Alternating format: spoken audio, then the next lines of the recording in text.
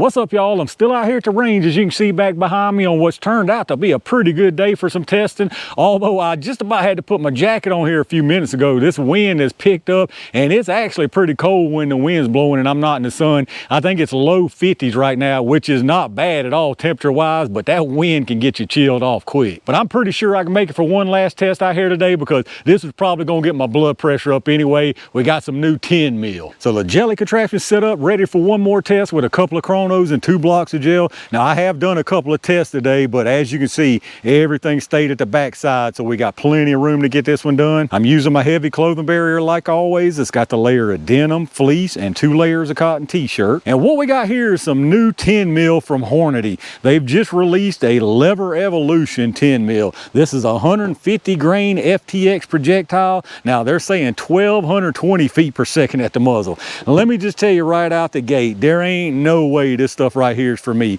1220 FPS with a 150 grain 10 mil. That's under 500 foot-pounds of energy if you hit that 1220. And we know good and well, I mean, we probably ain't gonna hit that 1220. And one of the reasons is we're probably using shorter barrel lengths, because they don't even have a test barrel length listed yet. But I can tell you right now, even though it says LeverEvolution, and they're obviously trying to cash in on the release of this new Marlin 10 mil for people who are looking at that, this, I can almost guarantee you, was not gotten, those velocities was not gotten from a lever action, from any kind of carbine. The 357 and 44 mag LeverEvolution, they rate those things out of revolvers, like 6.5 inch, 7.5 inch, 8 inch revolvers. It really makes absolutely no sense why they named this line LeverEvolution. But I could be wrong, and maybe they are rating it out of a carbine this time, but I very, very seriously doubt it. Even if that's the case, 1220, if you have to use a carbine to get that, that's even worse.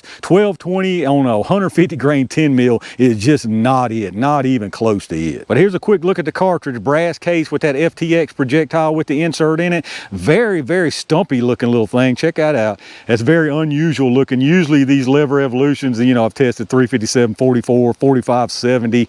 They're a much bigger projectile, much more projectile sticking out than this. Now I probably will do a follow-up test with these out of a couple of longer barrels and my Vector 16-inch Vector. As far as that Marlin, not even close to interested in that. If anybody's wondering if I'm trying to pick that up, not even interested in the slightest. Just like I'm not interested in any Marlin whatsoever until they stop ruining the receiver by putting that ugly safety right through the receiver. But anyway, that's a whole different rant right there. Let's get back to the testing here. I've got my usual tools here for the long barrel. We've got my G20 with the 4.6 inch, and then my personal EDC, the G29 with the 3.8 inch. So this should be pretty interesting just to see what these new rounds do. I already know they ain't for me, just based on the low energy for 10 mil, but they should do a good job just being at their FTX projectiles. Let's get it all set up and see what they do. All right, let's see what we get from these new kids on the block. I'm gonna do a 5-round average from each barrel length, starting with this G20 first. Now, if you're not familiar with this lab radar, you're gonna see multiple readings from it. The large number's right here at the muzzle, and then you've got 5 across the bottom. The first one there is set for 3 yards, which is roughly where the gel is here at 10 feet, and then the others are set for 10, 15, 25, and 50 yards. Now, remember, box on this stuff is saying 1220 with no test barrel listed as of last night. If I was guessing, I would say 6 inch, maybe. It shouldn't be any longer than that, but who knows what they used. Let's see what we get from the G20. Ooh, that's light. 1138, I mean, that's super light, y'all. 1164, ain't no way. 1160, 1171. And another 1171. I mean, that's pitiful. That's pitiful. They ain't no, I mean, there ain't nothing way to say it nicely. There's no need to sugarcoat this. You can make all the excuses you want. Well, these are shorter barrels and they got the 1220 from, but even if we hit the 1220, and if it takes longer barrels to even hit 1220, that's sad, y'all. There's absolutely no reason for this 10 mil right here other than to jump on this opportunity with people looking at that new Marlin coming out. Well, let's check out this average. All right, so our 5-round average right there was 1,161 feet per second.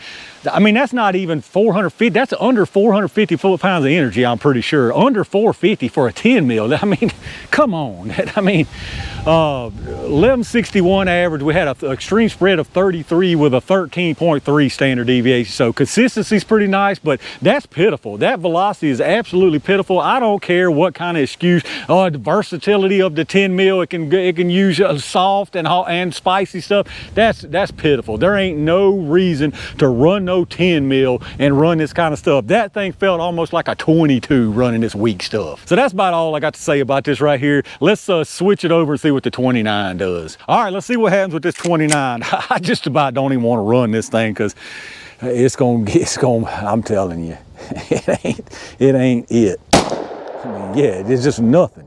1110, I mean, this thing feels like nothing, y'all. 1100,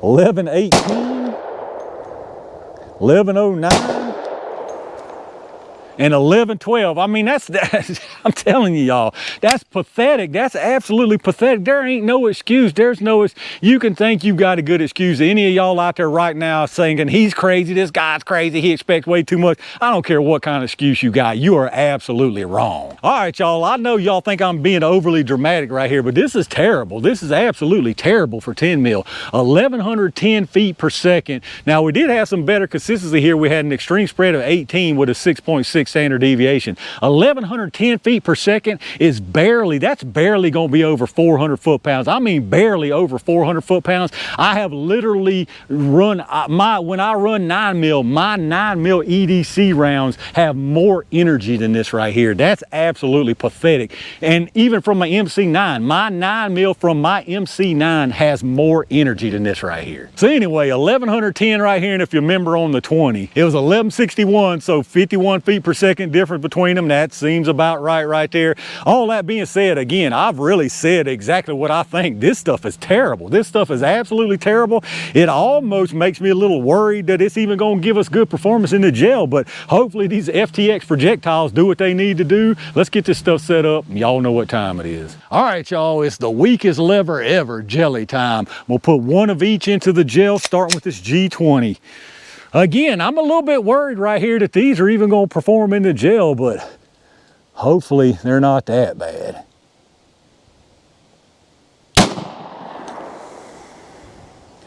I mean, that thing went a long way. I don't think we got any expansion. Let me go check it out.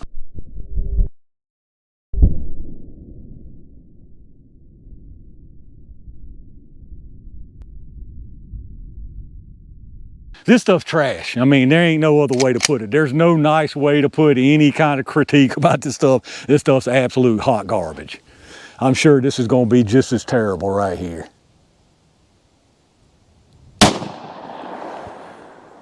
It don't look like it went as far. Let me go see what we got.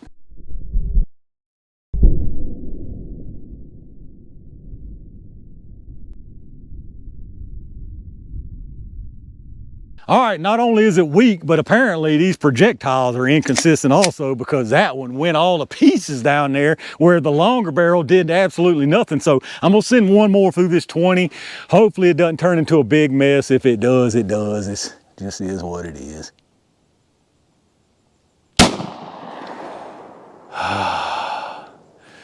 Not sure about that one. Let me go check it out.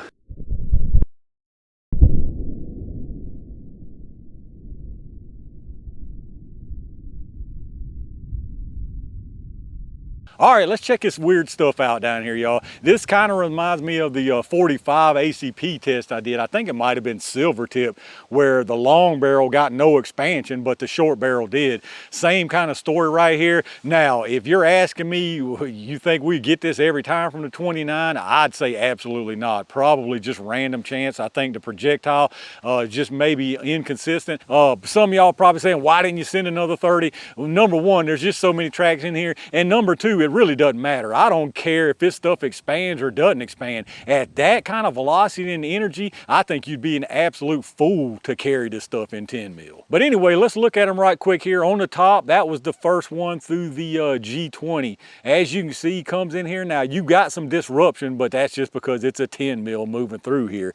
Goes all the way through this first block into the second block, probably a good 5-6 inches, and you can probably see absolutely no expansion. And then dropping down all the way to the bottom to that last one I sent, that was another one through the G20. It looks exactly the same. I mean exactly the same disruption, same kind of larger area right here where it may have tumbled, just may have more disruption for whatever reason, and then fizzles out because it didn't have any expansion. Straight line just like this one all the way through, and then pops out the side right here. And then of course right there in the middle, I mean completely different story, not even close. This thing comes in here, you can tell expansion probably immediately. Well, you know, I say immediately, but maybe not until that insert dropped out. So you know what, this might be another interesting one to pull the insert and see what would happen with these 20s, because you can see here, it gets kind of the same type of disruption up until the point where this insert drops out, and then it opens up and you got that nice spiral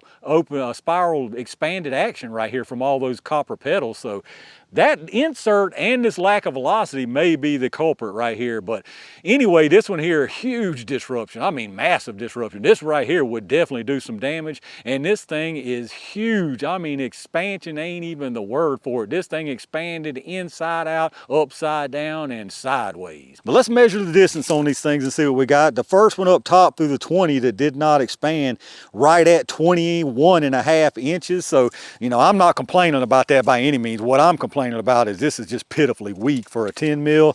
The second or the third round I sent is the second from the G20. That one went out at 23 inches. And then this one through the 29, it's right at 13.5 inches with just some absolute massive expansion. And then your close-up look here gives you probably a better idea of what I was trying to explain right here. So again, on the top and bottom, those are the G20s, and in the middle, that's the 29. You can see what I mean here with this 29. It comes in and it's got this kind of fluffy-ish looking disruption, like it's just kind of from that energy going into this block, not necessarily from an expanded projectile. But then right here, it dumps that insert out, and you can see just how it changes. I mean, it completely changes. So I think what happened here is this velocity is just right on the edge of being able to get rid of these inserts, because if we follow this one on the top, you can see once we get here, the insert is still there. It broke a little piece off, but it never was able to get rid of that insert. My guess is the same thing here. Even though it had the velocity basically that 29 did, I think it just did not have enough to get that insert to fall out of there so it could open up. From the top, basically the same story. The one from the 29 is covered with this 20, but you can see here, I mean, it's just night and day. And look at the expansion from that 29. That's just massive expansion from that 29. All right, y'all, let's check out these projectiles. I mean, you talk about a night and day difference. I mean, that's incredible. You wouldn't even think this was from anything close to the same tools, the same caliber, the same rounds, or the same anything. I mean, that is a completely different performance from these two rounds. So obviously this one was from the G20, and you can see again here, it did mash down in the front. I think this polymer insert is just a detriment. I really have never been a fan of these inserts. You know, I've talked about in the past to where it's almost like they pre-clog these things. So if it's not moving fast enough, then it's not helping. It's actually hurting this round. If you're not going to spice these things up like they need to be, all they're doing is handicapping this round. In my opinion, it's pre-clogged, so it's just virtually no chance of it being able to expand. And this one right here just reinforces that thought for me, because you see how early it dumped that insert out. These never dumped their insert, and the other one never dumped its insert. The one that did dump that insert out, I mean, look at that. That's incredible. It's not even, I mean, not even close, not even like it was just a close call at all. Just totally different performance right there. But let's get a few numbers and see what that looks like. They started at 150. This one here is at 150.4, obviously. Nothing lost right there. This one here may have lost a little bit.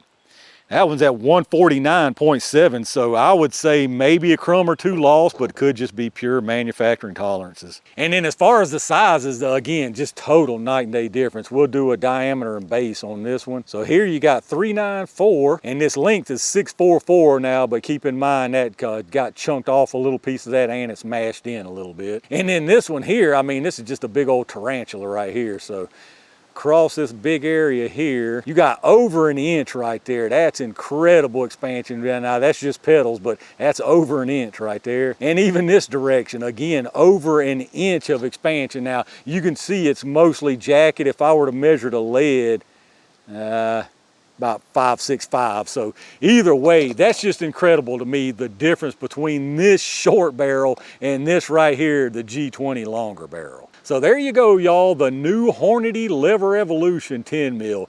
Like I've already said, I think this is terrible stuff. I think this is absolutely terrible 10 mil ammo. There is no way, no how I would carry this stuff. Absolutely no way. If somebody gave me some of this stuff, I would truly, literally use this just for range ammo. There's no way I'm carrying this in no 10 mil. I don't understand why they would, well, again, I do understand. It's the timing of that Marlin coming out. This is just a pure opportunity to try to some ammo that's called 10 mil that's not anywhere near 10 mil performance. All right, y'all, this old cold wind's starting to pick up pretty good, so I'm gonna wrap it up right there for this day of testing. It's a shame that the last round of the day performed like this stuff right here did. Again, in my opinion, I think this stuff is absolutely terrible. I think this is probably one of the worst 10 mil rounds I've tested, and that's not being overly dramatic. I mean, just look at the power level of this stuff. Go back and look at my 10 mil test. This has to be one of the bottom 3 to 5 of 10 mil rounds that I have tested so far. So I ain't gonna keep on standing out here harping about this stuff. Let me know down in the comments what y'all think about it, especially those of y'all that run 10 mil. What do you think about this stuff? What do you think about the power level? Is there any scenario that you personally think this stuff is worth carrying in 10 mil? Let me know in the comments what your thoughts are. Big thanks once again to all my Range Gang members and every single one of y'all for supporting the channel. I've got some really good stuff planned and coming up, so make sure you stay on the lookout for that. And in the meantime, stay safe, stay prepared, and I'll see you soon.